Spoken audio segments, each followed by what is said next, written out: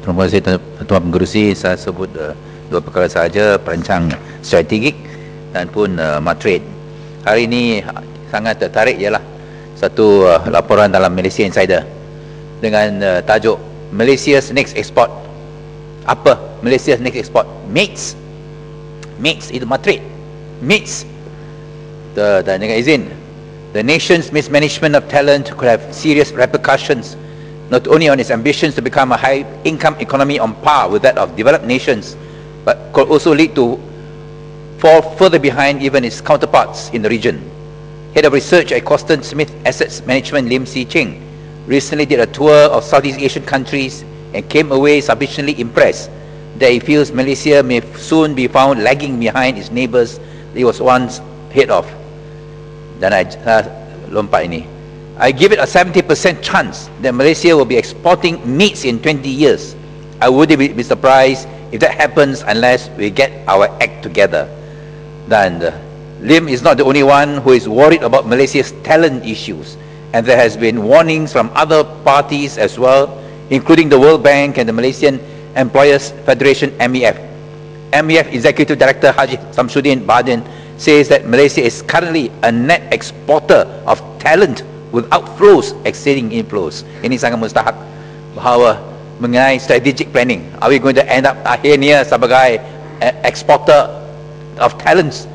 Semua yang cerdik pandai di negara kita. Dan dalam usaha untuk mempromosikan perdagangan antarabangsa Malaysia dan untuk menarik pelaburan-pelaburan, apa yang berlaku baru-baru ini khasnya mengenai Global Competitive Index, di mana Malaysia sudah jatuh 3 tangga daripada 21 ke 24, patutlah diambil serius oleh kerajaan dan kementerian MITI khasnya. Tapi nampaknya inilah tidak berlaku, dan antara sebab-sebab kenapa Malaysia hilang competitiveness ialah oleh kerana korupsi institusi kerajaan. Dan di sini saya harap bahawa MITI boleh memberi penerangan kenapa MITI sendiri melibatkan dalam satu korupsi yang terkini ialah atau penyalahgunaan kuasa terkini ialah mengenai apa yang diumumkan baru-baru ini mengenai satu exchange land, bidding for land, di mana untuk membinakan convention center yang baru untuk matrade 628 juta ringgit matrade expo center diberikan kepada Nazar TDDI in exchange dengan izin untuk prime land di Kuala Lumpur yang 65 acre dan dengan gross development value 15 bilion ringgit dalam 10 tahun. Adakah ini untuk tanpa apa-apa open tender? Dan ini tentulah akan menjadi satu faktor yang khas untuk global competitive ranking di masa depan, untuk corruption perception index masa depan. Kalau kita jatuh lagi daripada tangga 56 sekarang, so jatuh daripada 47 kepada 56, lagi jatuh lagi di tahun depan, tentulah isu-isu atau di mana tidak ada open tender yang menunjuk bahawa kerajaan kita tidak serius mengenai open tender, transparency, accountability dan good governance, akan menjadi isu yang penting. Kenapa ini boleh berlaku? Bolehkah MITI, oleh kerana MITI dalam front rank untuk menarik, untuk mempromosikan perdagangan dan pelaburan, bukankah tanggungjawab MITI untuk memastikan tidak terlibat dalam apa-apa isu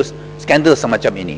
Dan ini akan menjadi satu isu yang besar. Kenapa? Sungguh pun Perdana Menteri ada sebut bahawa dia committed kepada open tender semua procurement kerajaan, tetapi kenapa ini berlaku di sini? Untuk adakah itu the best deal? Kenapa kalau mau begitu? Kita tak perlu bincang sama ada di sini ketepikan masalah yang sama ada kita perlu lagi satu convention center, oleh kerana ada convention center yang banyak yang underutilized.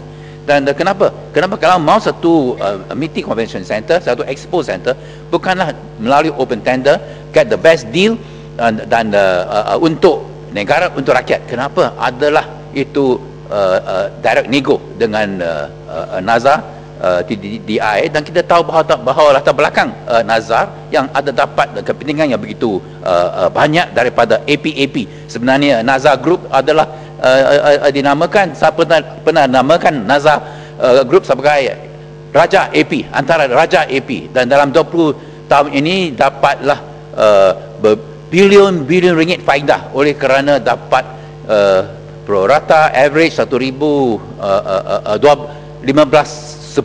ke 15,000 APAP setiap tahun.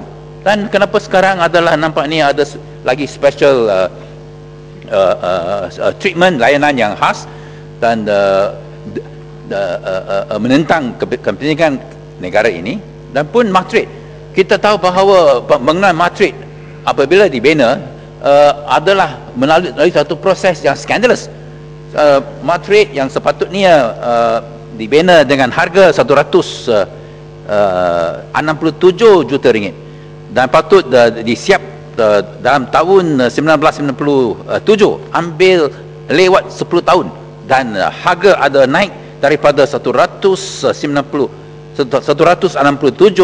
juta ringgit kepada akhirnya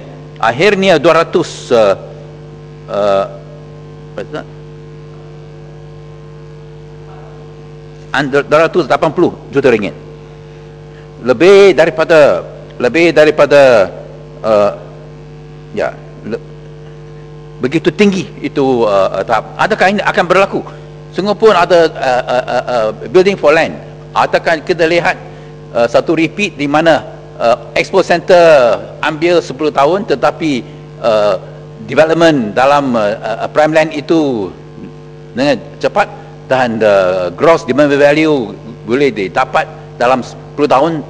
Wahal expo center pun belum disiapkan. Saya harap bahawa dalam perkara ini, oleh kerana MITI terlibat, kita dapatlah satu penjelasan. Sungguh pun ini dalam tanggungjawab EPU.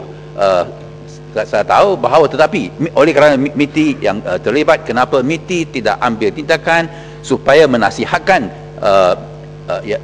yang amat berhormat Perdana Menteri bahawa perlulah kaji semula perkara ini, bahawa kalau meneruskan dengan projek ini, land building for land adalah satu open tender dan bukan terus semacam ini, sangat tidak transparent dan accountable. Sekian, terima kasih.